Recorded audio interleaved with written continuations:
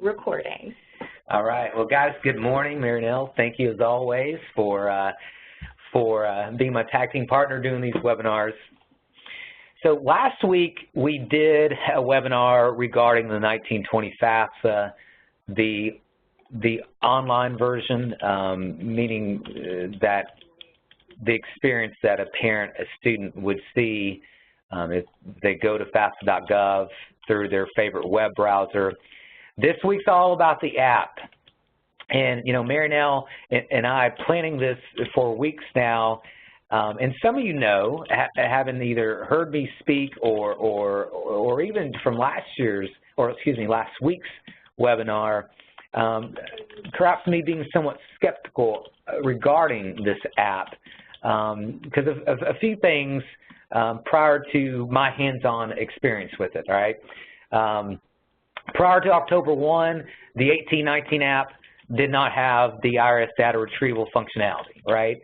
So that led me to be skeptical in terms of would the 1920 have the data retrieval functionality. By the way, it does. We'll get there. And so anyways, in testing it this week in preparation for this webinar, guys, I'm going to say I have fallen in love with the FAFSA app. I know that's kind of silly, but I have. And it may be one of those things that parents and students will have potentially a better even FAFSA filing experience. So anyways, enough with the gushing. Let's get into the webinar specifically about the FAFSA app. So first, where do you find or how do you download the mobile app? So it is available within the Google Play or Apple stores. So depending on what your favorite device is, you have to search My Student Aid. And when you search My Student Aid, this is what you will see in terms of an app that says Federal Student Aid. Specifically, it's named the My Student Aid app, and this is how you will download the app. It is free. Again, it's available in both Google Play for Android devices and also the Apple Store for those of us that have iPhones, right? So that's how you download the app. So let's get right into it. So once you open the app, here's another reason that I really like this app. It's because you only have one FAFSA filing option. I didn't really realize this until I got to playing around with it, but in essence, since the 1920 FAFSA opened on October 1st, it is the only FAFSA that can be completed through the app. So, whereas you're right online, when you go to FAFSA.gov, the students still have the opportunity to complete the 1819 or 1920. As some of you on the call know, you know, some of our students mistakenly complete the 1819 FAFSA when they should be doing the 1920 FAFSA. So again, one reason I really like this app is these students and parents only have one FAFSA option to file, and that's the 1920. So basically by the way, for the next however many screens, I'm just showing you screenshots of my experience navigating this FAFSA app. Notice this the first screenshot on your left is what you get to, you know, where it says, need money for college, submitting the 1920 FAFSA form is quick and most importantly, it's free. Start here. That's where the individual will click to begin the 1920 FAFSA. But just want you to look below that, before you start. Before you start heading, there is a little sentence that says, if you want to complete the 1819 FAFSA, please visit FAFSA.gov. So just again, FY, like I said, through the app, you're only going to have the option to complete the 1920 FAFSA, which I like. So once you click the start here, the next screenshot tells who you are, and which is another thing I kind of like. So if you are a mom or a dad, which let's face it, guys, for many of our parents, that's who's doing this FAFSA. If you are the parent, you will select I am the parent. Here's something to go ahead and say, looking at the next screenshot. Regardless if you select I am the parent or I am the student, that individual has to log in with his or her FSA ID username or password. So in other words, if you click I am the parent, you got to log in with your parent username and password that you've created. If you are the student, same thing. Obviously, your question will be, Jason, well, what if they haven't created that yet? Well, what that means is they're going to have to go to fsaid.ed.gov and create that username password. If I'm the parent, that means as dad, I've got to log in to fsaid.ed.gov and create a username password if I have not previously created one under my name, my social, my date of birth, before I try to complete this FAFSA as a parent for my son or daughter. Same would go for the student. In my testing the app, one thing I did not find, Mary Nell, there's a place where you can manage your FSA ID, but not necessarily create your FSA ID. So it appears, at least as of right now and as of this moment, in order to create the FSA ID, you would then have to go to a web browser on a computer or laptop, fsaid.ed.gov again, to create that FSA ID. It does not appear from my testing that you can create it, although there is that little link on that third screenshot that says create an FSA ID account. Guys, I'll be honest with you, I did not click that, so perhaps it might open, if you're on a mobile device, it may open up, say, Safari or Chrome or something like that, take you to that page to create it. But again, the app's more or less designed for you to be submitting the FAFSA, and it appears the idea is to have that beforehand. But notice again, on the third screenshot on this slide, below the login green button, there is a create an FSA ID account. So my apologies, I did not test that. But anyways, that's something you can, if a parent or a student gets here and they have not created something, they can create, let's see where that takes you. Obviously, it's going to take the fsaid.ed.gov, whether it's through the app or if it's mirroring it to open up Safari, that's where they could create it from there. But again, best case or best thing to do is, again, have it created before you do it. All right, so next screenshot. After you log in with your FSA ID, again, depending on what track you go, let's be very clear. If you click I am a parent, you're going to log in with the parent username password. If you click I am the student, you're going to log in with the student's username password. Regardless of who logs in, they're going to get the disclaimer message, which you'll agree to, and then you get to the typical save key screen, which, as you guys know, I always encourage parents and students, let's not overthink this. Type in a 4-digit number which you can remember, and re-enter it, click next, in case you're unable to submit this in one setting. Once you enter the 4-digit number for the save key and click next, then, and this is another thing I really like about this app, Mary Nell, is throughout the experience, FAFSA will let you know different milestones that you've reached, which I think is honestly encouraging and it's positive. So, for example, you know, welcome to the 1920 FAFSA. What you're going to see now is, all right, we're going to begin section 1, which is all about the student information. So the student parent will click next, and then what they will see. Oh, yep, Mary, now we have questions. Oh, we got questions. All right, cool. So we have a comment. Elaine said when you click on the Create an FSA ID link, it takes you to the website within the app. She used it on Monday night with a student. Hey. And then I also have a question from Kimberly. So if I went through this previously with another child, do I already have a parent ID? Yeah. So first, Elaine, thank you for that feedback. That's awesome. And thank you. I mean, just thank you for sharing that. Kim, great question. So again, if you are a parent, you've already created your username or password, right? You already have a username and password because you have another son or daughter who you've done the FAFSA for. Kim, you're good to go. In other words, that username password that you have created already as a parent for another child, you know, that's going to be that parent's username password for however many children they have, right? In terms of whenever FAFSA asks for the parent username password, that parent will be able to use what has already been created. Thus, Kim, that's what that parent should use is whatever he or she has already created. And obviously if they have issues, meaning they've forgotten the password, by going to manage the FSA ID, they can click forgot username and hopefully retrieve or reset their password that they had previously created. So Kim, great question. So once we click next, now here we are, let's get started. Click next.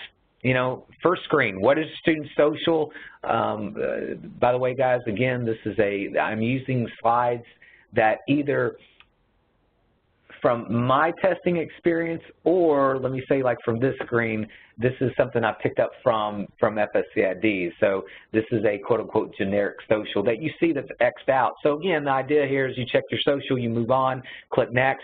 Same thing, what's your full name? By logging in with that username and password, you know, if you were the student, this will be pre-populated with the student's first name or last name.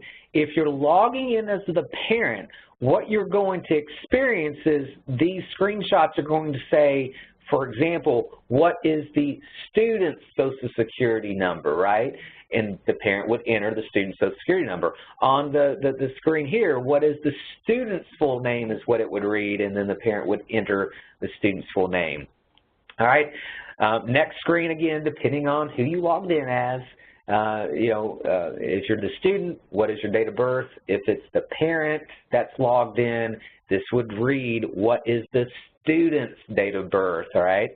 You know, next screen, what is the student's email address? Hit next. What is the student's phone number, right? Guys, this is pretty simple thus far, so we'll click next. Then what is the home address? Again, what is the student's home address? Once that's been entered, click next. And again, let me just say this, if the student's logged in, their home address should be pre-populated from the FSA ID, should be. On the other hand, if it's the parent doing this, obviously the parent's going to have to enter the student's address. After clicking next, the FAFSA app says, hey, tell us, I guess, more about where you live, even though that sentence reads, tell us where you live. So the next screenshot, based on the state that was entered, this is specifically from my testing, you know, have you lived in Tennessee for 5 years? So guys, just like we talk about on the online version of FAFSA, if you lived here 5 years, click yes, move on. If you click no, then FAFSA is going to ask, what month and year did you become a Tennessee resident?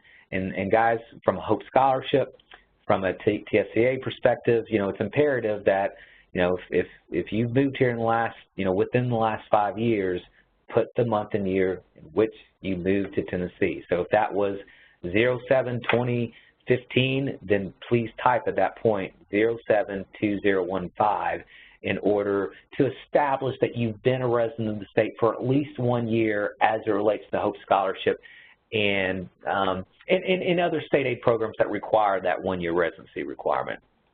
So after clicking next, then the student's going to see or be asked what about his or her citizenship. So, right, if the student's a citizen, they'll check that, click next, move on.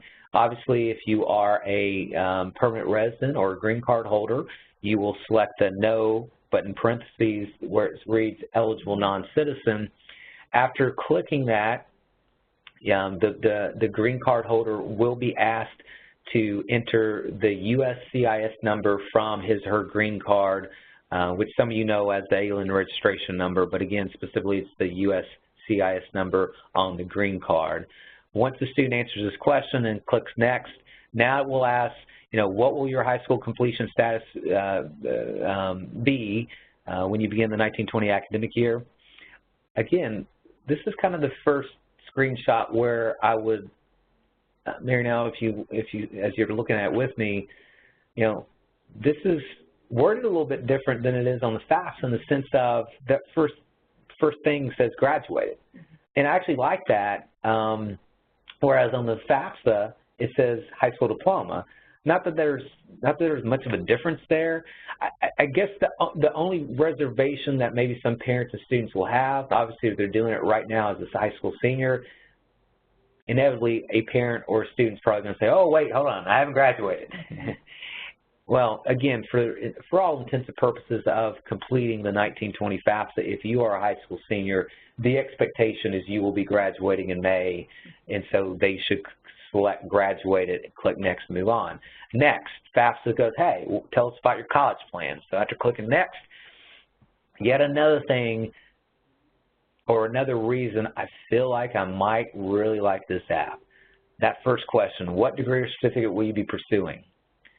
Guys, when this question is asked on the online version, it's asked the same way, but notice, like, this is from an Apple iPhone screenshot, right?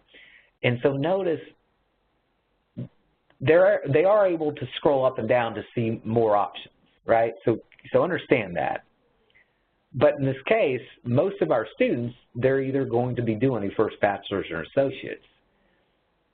Whereas when you're online with the FAFSA, they're seeing that graduate professional degree option, which you guys know that's a common mistake that we see where students select that mistakenly. So yet another reason I kind of like this, where perhaps our students will only be selecting from a first bachelor's or associate's. Please understand, for those that are interested in pursuing or attending a TCAT, the certificate diploma option is right below the associate degree option if they just scroll or use their finger to scroll down a little bit. The next question, we have your bachelor's degree. Obviously if you're pursuing your first bachelor's degree, this will pre-populate no. The next question, yet again, Mary Nell, I like this. What will your college grade level be? For our seniors, boom, the first option is going to be that first year never attended. And guys, those of you who perhaps missed last Friday's webinar, which we have since obviously sent out for you to, if you want to go back and review it, as a reminder, if you're a high school senior, regardless of the number of dual enrollment courses you've taken, or AP or IB or dual credit or CLEP that maybe you've amassed while a high school senior, for all intents and purposes, again, on the FAFSA, you are a first-year, parentheses, never attended student, right? And so, again, I like this option because unless they're scrolling further down, they're not going to necessarily see I'm a graduate professional student because, again, that's an issue we run into. So once you select that, click Next. Do you want to be considered for work study? Y'all know my response. The answer is always yes, right? You can always turn it down. Instead of saying no or don't know, where then you don't even have that option. So once, hopefully, you answer yes to the work study question. I like the positivity, Marinelle. I do. I know it's funny, but guys, I love the little benchmarks, the little milestones here, right? You're doing great. I like it. I really think, guys, this app, FAFSA, should mirror more even on the traditional website. Next question. Student, are you male or female? Select the answer, continue. Now, I actually left these screenshots out, but just FYI, if you are a male, it is going to ask you the two questions. Well, it's going to ask you the follow-up question about selective service. Have you registered, yes or no? If the answer is no, then FAFSA will then have the additional question of, would you like FAFSA to register you? Again, folks, those of you who have listened to me for a long time or worked with me a long time, you know my response. If you're 16 or 17, I would go ahead and indicate yes, FAFSA, please register me, and FAFSA will register the student, whether it's 30 or 45 days prior to reaching the 18th birthday. But just understand, for males, they're going to have those two questions as well, but I did not put those in this particular presentation. Now, the next question is about the driver's license. Please, guys, understand, just like, let me say this, just like the online application, there are some questions which may be left blank. This is an example of one of those, right? For our students that do not have, whether it's a driver's license, permit, or a state-issued ID, as a reminder, here in the state of Tennessee, if a student has any of those three forms of identification, they may actually enter the number here because, guys, understand, if you have a driver's permit, the number on that driver's permit will eventually also be your driver's license number. if you have a state-issued ID, that number will eventually become also your permit number, which eventually will become your driver's license number. So, but the point here is you see this is quote-unquote skippable in terms of the driver's license. If you don't happen to have one of those 3 forms of identification, FAFSA, or the app will allow you to click next, and it won't say anything to you. It'll just let you go to the next screen, which is about, are you in foster youth, yes or no? All right, answer accordingly, move on. Next one was the highest level of schooling completed by parent 1. Again, these 2 questions specifically is related to the student's biological parents, regardless of marital status at this point in time. You've heard me say this before. Other states use these 2 questions for potential first-generation college scholarship opportunities. Obviously, that's a moot point here in Tennessee. But here's another example of this question is actually skippable. But again, I mean, if whether you know it or not, I mean, I generally would say, answer the question and move on. So the next screen is about parent 2. Same thing, answer, move on. And then yet again, you've reached a milestone. So now after you click next, now the app will tell us a little bit about your high school. So after you click next, the next screenshot will be for the student and or parent to enter the student's high school. So they can enter the city, the state, the high school name. Guys, they can click next to move on, or they can click search to then search and click the specific formatting FAFSA would like. Mary, now, we did not talk about this last week, but for those of us here today, this might be interesting or a good, say, reminder.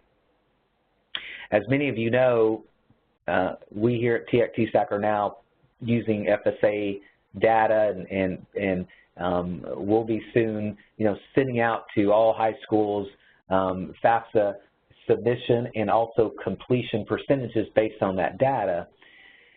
Interestingly, and we'd have to follow up with our federal colleagues, Mary Nell, to confirm this, but for some schools, high schools, that potentially they themselves go out to the FSA site to look at their data instead of, say, using what we send out here. From what I understand, in order to from a federal perspective, in years past, you've had to basically select your school, your high school, based on the formatting that FAFSA would like. So my point is, if I'm a John Overton High School student here in Nashville, but if I enter Overton High School, select Tennessee as my state, and then use Nashville as my city, I did that in the wrong order, and click next, FAFSA's not going to double check that. It's going to just say, hey, you're in Overton High School, Nashville, Tennessee, or whatever.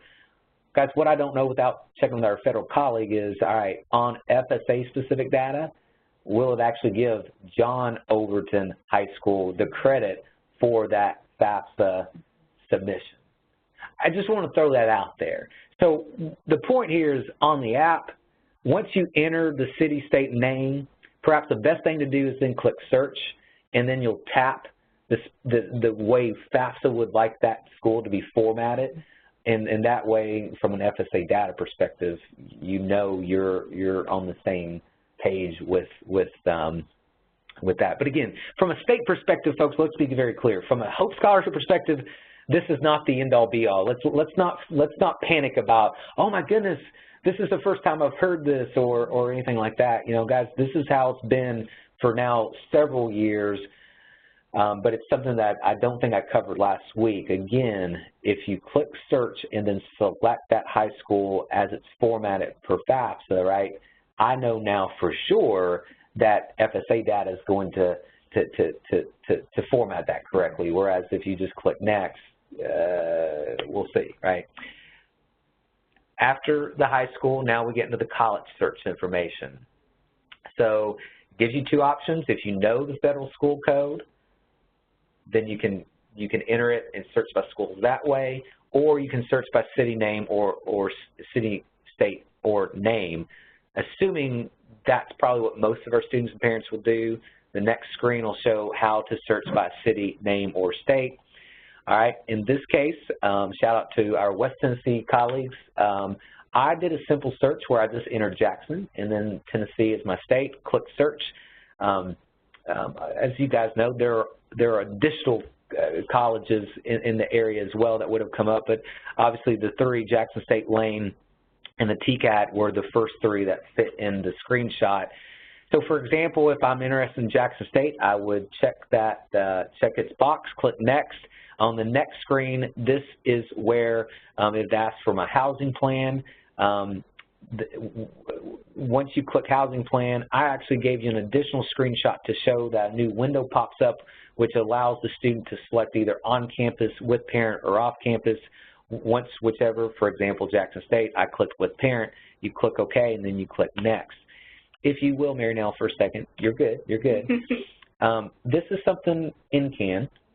Many of you, perhaps on the call, perhaps receive emails from NCAN, the National College Access Network.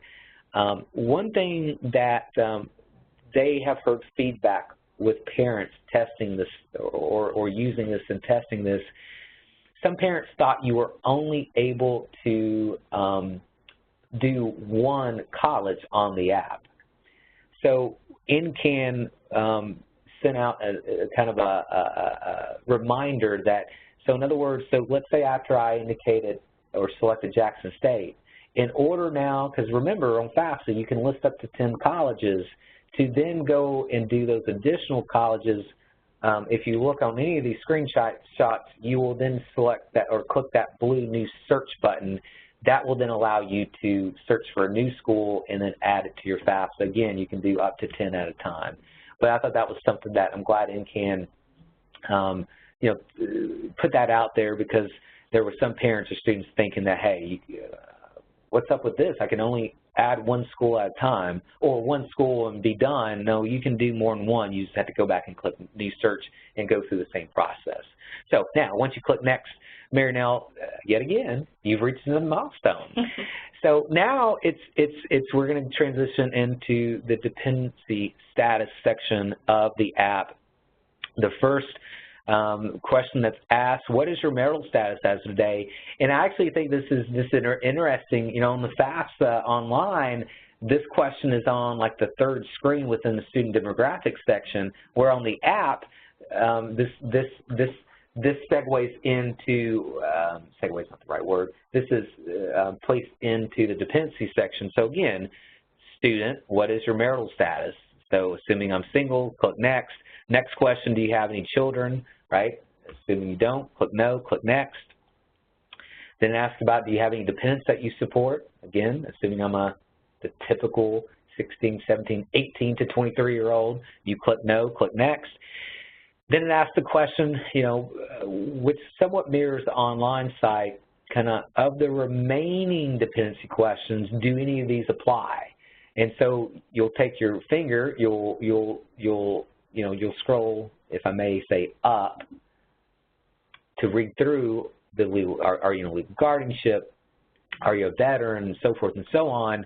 You know, if none of these apply, you will at the bottom of the scroll select none of the above, click next, which then leads you to the final dependency question, which is, you know, are you homeless or a self-supporting youth on or after July 1 of 2018? Again, assuming you are not, you will hit next and move on.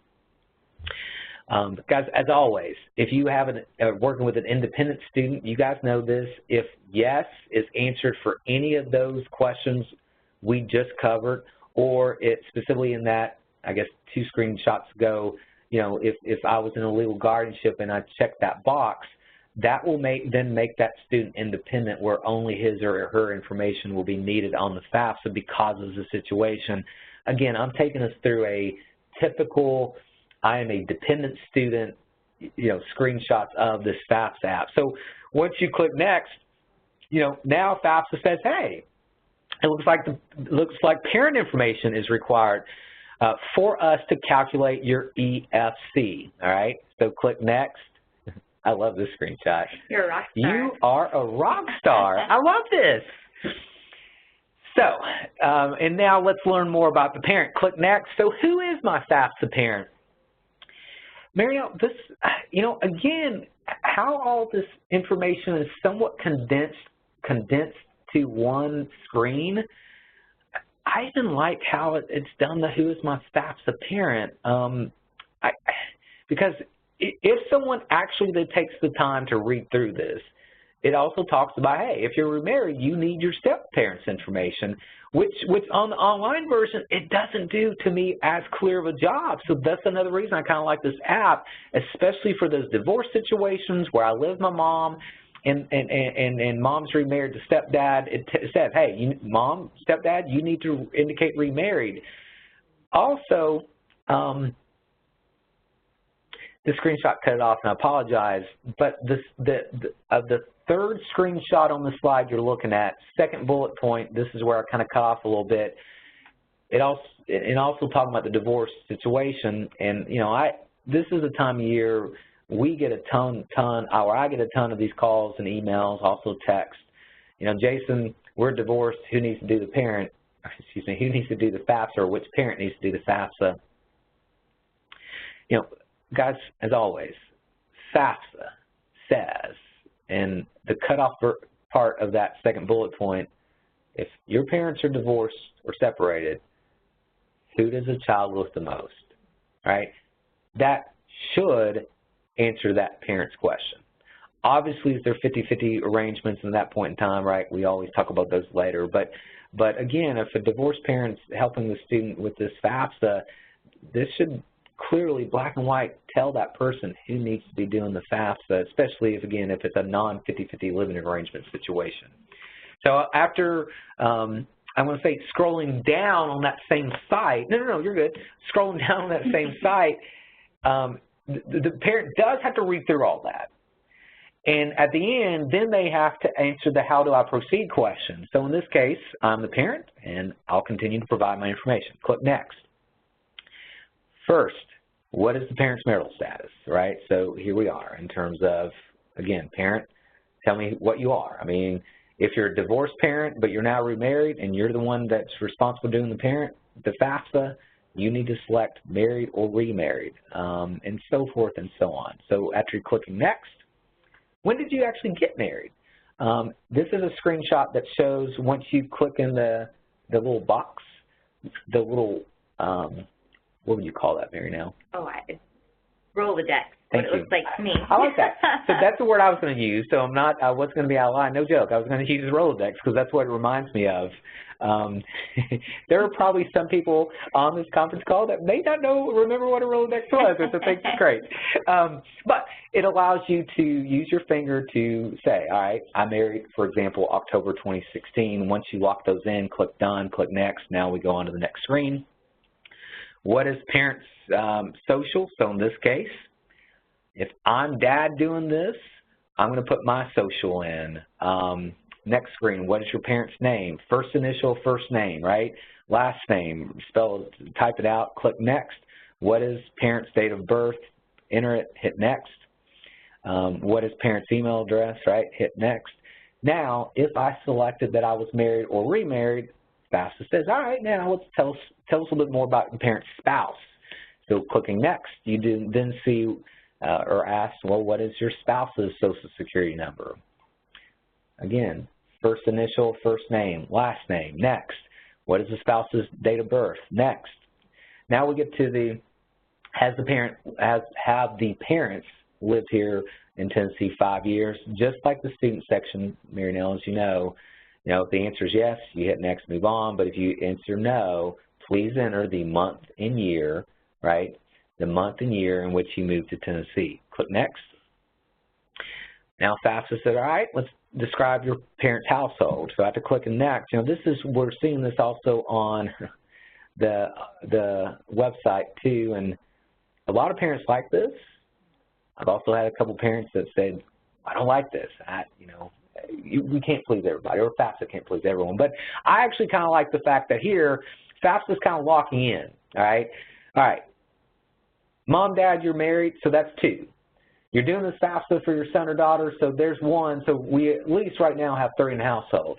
And then as the parent scrolls up, they'll also be asked, you know, does the student have any brothers or sisters who you provide 50% or more support to and who you consider still part of your household? And right, in that case, if say I do have a brother or a sister, you would then say 1 or 2 or 3 or whatever the case may be.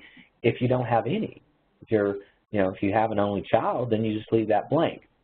And the next question underneath that is, again, as you're scrolling down on that middle screenshot we're looking at here, how many dependents are in the household that your mom and or dad support? And yet again, this is the example, right? If grandparents have moved in, for example, you know, and the mom and dad's now taking care of them, you could also claim them in the household as well. Again, if that's a moot point, you leave that blank.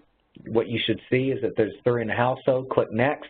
The next question on the next screenshot, well, how many people in that household will be in college in 1920? All right. Notice the statement. Do not include yourself or your spouse. So this is from a parent perspective, right? So if the parent's logged into this FAFSA app and they're doing this on behalf of their son or daughter, what this statement's saying is, all right, mom, dad, who's doing this for your son or daughter, if you yourself's going back to college for the first time or returning to work on a graduate degree or something like that, do not include you or your spouse in this number. You should only be including the student or the student's brothers and sisters that are in the household that are in college in this number. And, you know, enter the appropriate number and then click next. Again, positivity.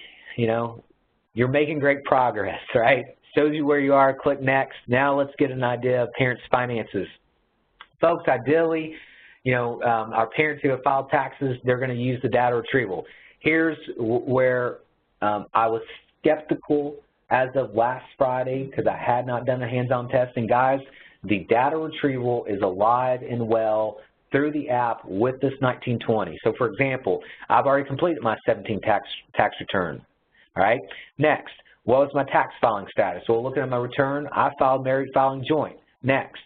Did you file a Puerto Rican tax return? I did not. So no, click next. Now FAFSA gives you the, you know, basically the option to use the IRS data retrieval tool, you know, saying that, you know, this is the best and most accurate way to ensure, right, that your information that you're about ready to otherwise enter is going to be entered correctly, right? So on this, next slide, on the screen, this is one of those screens yet again, you're going to have to scroll up, and at the bottom, how would answer the question, how do you want to proceed? In this case, I want to use the data retrieval tool. Select it, click next. FAFSA now says, all right, we are transferring you to the IRS site. Once you click next, now you're going to be at the irs.gov site, much like you experienced online, on a laptop, on a desktop. One complaint NCAN had for this is the IRS site has not been optimized for mobile use. But folks, guys, understand this is bureaucracy. You understand that. Federal student aid is one federal agency. IRS is another federal agency. In other words, in order for the IRS site to be optimized for mobile use, the IRS would have to do that itself, right? Guys, let's just be thankful that after years and years of the IRS not playing in the same sandbox with federal student aid and the FAFSA, that they finally acquiesced to allow the connectivity of the data retrieval tool. So, right?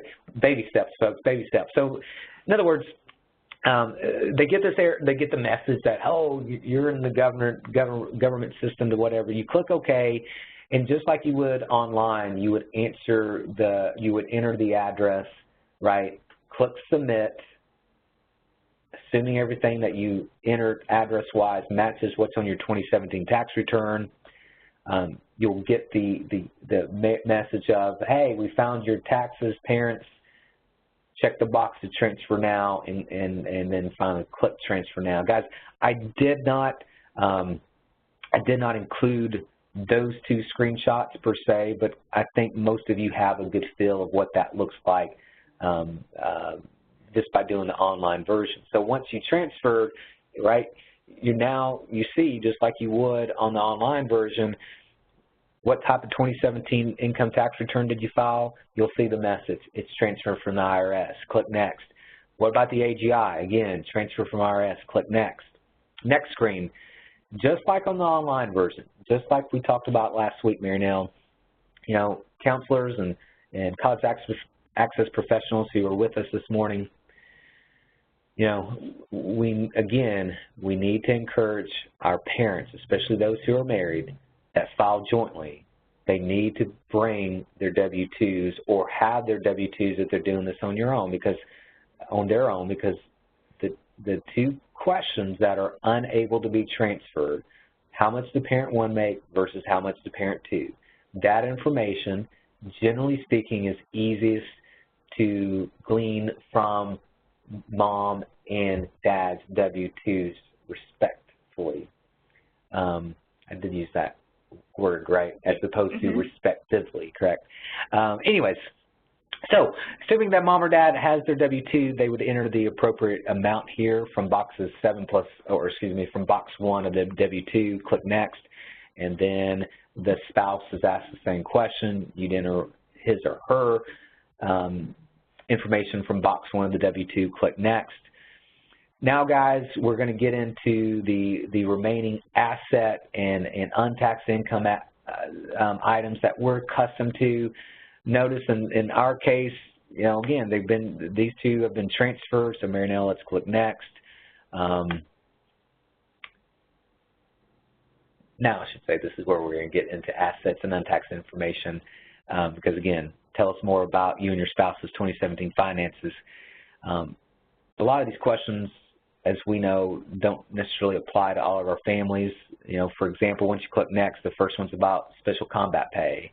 The next one is, did you or your spouse, have scholarships or grants that were reported as part of their income on their tax return? Again, for most parents, that's a moot point, so click Next. And again, these three screens, these three questions, all been transferred. Now, again, I really like how I know it's more screens, but I like how it kind of takes you one question at a time, personally. And if you are a parent that's unable to use data retrieval for some reason, I think this is a good time to note that obviously there will be a box where you'll be able to place a number in it. Most of them will be defaulted to 0. But that said, guys, notice that middle or that third screenshot on the slide. If they ever have a question of what is being asked, up the top, there's that little white circle with a question mark. If they click on that, that's where they can learn more information about what is actually being asked in that question. Again, 3 more screenshots of, again, either untaxed income information or asset information or child support in the case of the third screenshot. Same thing, guys. I mean, this is where kind of rapid fire, or as rapid fire as I probably get when doing these webinars, because, guys, you're going to have this PowerPoint, so you're going to get this if you want to look at it more in depth, on your own time. But again, a lot of these questions for our families are not going to apply, with probably the exception of maybe that last one on this particular one, especially in the case where a parent has divorced or separated. How much child support did you receive for all children in 2017 within your household? Not just the student you're doing the FAFSA for, but any child in that household you're receiving child support for. All right. I'm going to let you take that one. So have a question about pay for my spouse as we are self-employed. I received W-2 from office manager. He takes owner draw as 100% owner, no W-2. So this is one guy, and this is where y'all know this. I'm not a CPA. But if I looked at your 2017 tax return, if he's claiming a business expense or loss, his income earned from work might be best to come from line item 12 on the 1040, which is the business income or loss section. Marinelle, I'll say this, I said this. Am I able to say this individual's name, or because it's private, should I not say it? I probably wouldn't. Okay, so you know who's asking this. If you want to, maybe follow with me offline if you and I need to look at this together, right? But in this case, what I would almost bet is if I looked at your W-2 because you received it for your income earned from work, for your spouse, I would look more than likely on the tax return line 12 to ascertain his or her income earned from work. And again, the person who actually sent us this question, follow up with me if we need to about this, all right? Because another option too, Marinelle, is potentially looking at another tax document, which again, I can talk to this particular individual offline as well. Great. So back to our screenshots on the next set. No, you're good. Again, some additional questions. If you're a member of the clergy or in the military, you may have like some living allowances, but again, that's not going to apply to most parents. The next question about, did you have any tax-deferred pension or retirement savings? Now, again, this is one where the W-2 is also needed, and again, not going to apply to all our parents, but obviously some do tax-deferred pension plans, and again, they can look at the W-2 specifically in boxes 12A through 12D, and specifically look at codes D, E, F, G, H, and S. Yes, in one sense, that's written on that slide. One thing just to remember, and you see in the statement right below it, do not include any amount reported as code DB. So again, that's something that can be looked at and ascertained from the W-2. And then again, the last screenshot of parent financials, click next. One more, I guess, untaxed income question, and then that middle question then gets into finally the assets / investments. As of today, does the total amount of you and your spouse's assets exceed a certain dollar amount? Again, if you click no, click next, you move on. If you click yes, then you'll be asked how much is in your checking account, right? Followed by how much do you have in terms of investments. And guys, remember from those of you in last week's webinar about the FAFSA, we discussed what does FAFSA consider an asset and or an investment versus what it does not. So again, Marinelle and I are prepping that PowerPoint to be sent out later in a PDF form just because it's so large if we try to send it out in a PowerPoint version. So some of you might like to share that with your parents, especially those that may have assets that exceed the dollar amount that's being given when they're doing a FAFSA. Now, once they click next, they finally get the, you're almost done. You're fine, Marinelle. You're good. And so now let's talk about the student's finances. So basically, we're going to go through the same screenshots now for the student. And again, what I kind of like about the app here is where sometimes on the website, parents or students maybe quit kind of reading because all the information is somewhat together and it's a smaller font. But here on the iPhone app, I mean, it's clear. This first screen or the middle screen, once you get into the student's finances, is all right, has the student filed, right, the 2017 tax return. So in this case, I'm going to assume they did not, so not going to file, click next. FAFSA, the app does say, hey, based on this response, you're not eligible to use the data retrieval tool. Well, that makes sense, right? I mean, you don't need to use it if you didn't file, so click next. In this case, how much did the student earn from work? You know, if the student did work and they did receive a W-2, but let's say they only made, say, $750 or $1,000 or $2,500, and you and your CPA elected, you know, not to have them file, you know, it wasn't worth their while or anything like that, you know, the point here is if they didn't work, enter 0, but on the other hand, if they did work and this simply didn't file because they weren't required to based on the amount they earned, look at the student's W-2 or even their last pay stub to enter the amount from working in 2017. Then again, much like we saw on the parent slides, now students tell us more about your finances, and then it goes through those untaxed income questions. So Marianelle, click next.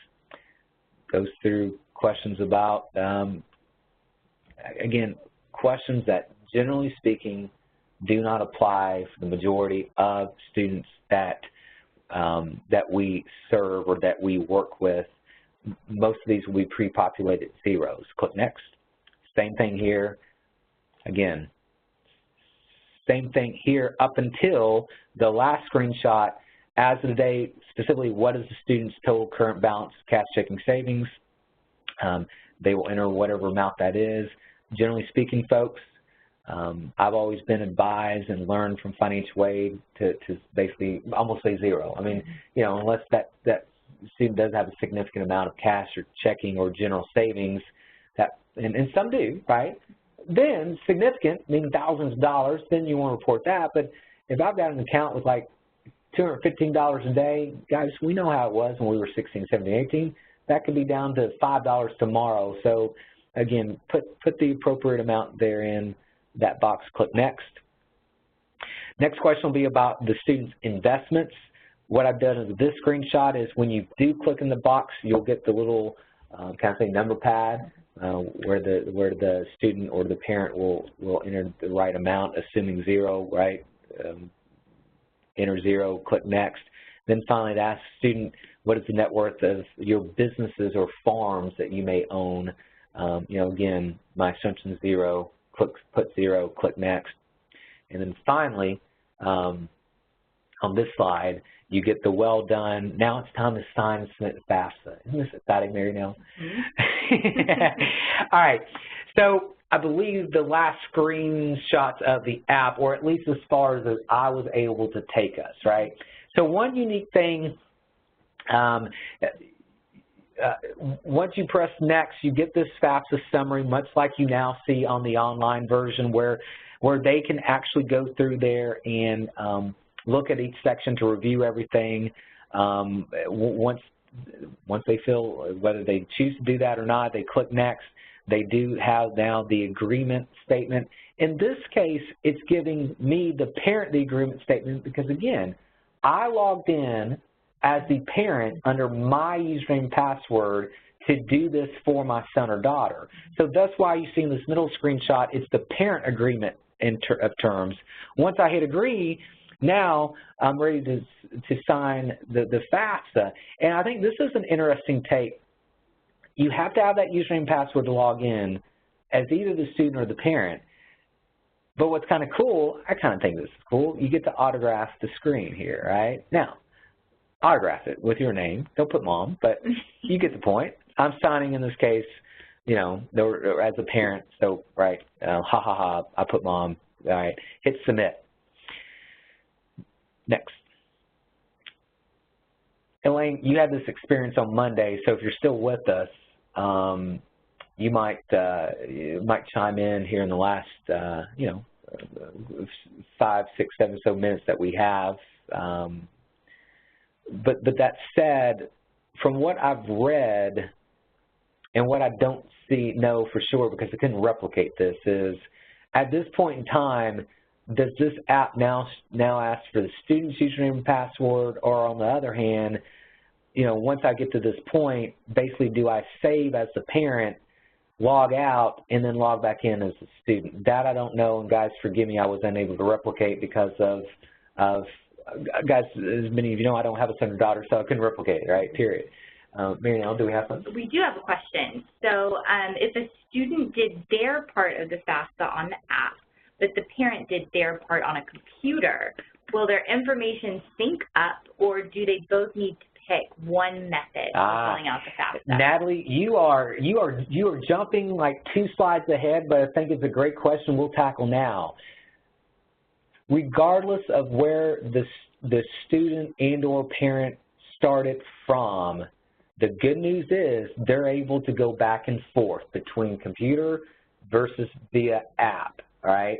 So that's a neat thing about this. So in other words, if the student chose to do their part via the app, but then after the student saved, you know, when you jumped online to the FAFSA online, let's just be very clear, when you're online at FAFSA.gov, you always have to log in as who, Marinelle? The student. The student. Very good. Very good. Sorry, Marinelle. But you always, on FAFSA.gov, have to log in as a student. So assuming a mom or dad logs in as a student at FAFSA.gov, meaning with the student's username and password, and as long as the student has shared with mom, dad the save key, then the parent will pick up where the student left off at via the app, right? So basically, yes, they can go back and forth. All right, great question. Does the student have to have an ID if the parent is doing the whole process? Yes, yes, yes, yes. Again, student always has to have a username and password. Parent has to have a username and password, right? So again, whether you're doing FAFSA online, FAFSA.gov through Google Chrome, or even through this app, they both have to have a username and password. So great question. So again, to be clear, yes, the student has to have a username, password created under his or her name, social, date of birth. Then again, mom or dad also needs to have a username, password created under mom or dad's name, social, or date of birth. Great, great question. So yes, they still have to each have to have a username, password. A couple other screenshots. This is actually the one screenshot, Marinelle, I was unable to replicate. The first one on the screen says, obviously, congratulations doing the 1819 FAFSA. Guys, that's the only screenshot that FAFSA has made available through the app. Marinelle and I worked this morning updating everything to be based on 1920. Yet again, though, we could not, well, technically, if I submitted my FAFSA through the app, I could replicate this, but I just hadn't done it yet. So, again, this would say 1920, and they could go through the confirmation page, see their expected family contribution, potentially see what kind of Pell Grant money they would be awarded, so forth and so on. The final two screens, just guys, FYI, in the top right-hand corner of the app, there's those three horizontal bars. When you have begun the 1920 FAFSA on the app, the middle screenshot is if you click on the middle horizontal bars, this kind of gives you your options where you can save the FAFSA, you can view your progress, you can get a FAFSA summary, you can also reset the FAFSA, meaning this. Let's say you've begun a FAFSA and you notice, ooh, when I didn't create it, the student's username and password, I entered the social wrong. This is where you can reset, basically stop, go correct that username and password by correcting the social, and then return to this and log back in. You see what I'm saying? That's why someone might want to use the reset FAFSA function. The final screenshot on this slide is when you first open the app, your options that you have. Notice under money, there is a My Money section that's coming. Guys, let's be very clear. This will only reflect federal aid eligibility, meaning Pell Grant, subsidized, unsubsidized loan eligibility. This would not take into account Hope Scholarship, TSAA, Tennessee Promise, etc. Obviously, your students have another way to look at that, and that's through the TSAC student portal. So as of right now, these things are not merging, all right? All right, so I am going to say this because that's funny. Catherine, I like that. It's called the hamburger menu. Are we talking about the 3 horizontal things? Yeah, the 3 horizontal. All right, Catherine, I like that. Just learned something.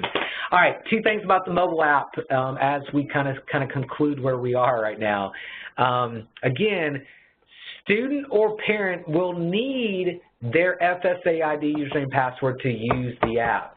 Unlike FAFSA.gov online, where a student or a parent may log in, again, FAFSA.gov online, you're always logging in as a student.